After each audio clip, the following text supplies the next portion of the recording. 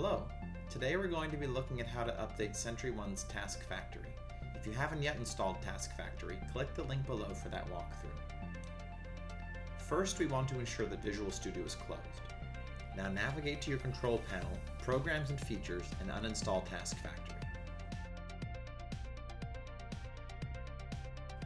Next, open up the browser of your choice and go to support.sentryone.com.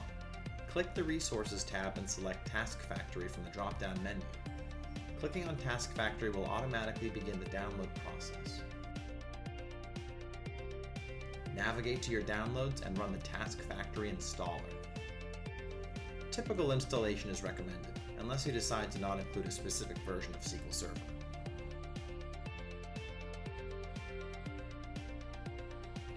Once complete, simply open up Visual Studio and resume using Task Factory.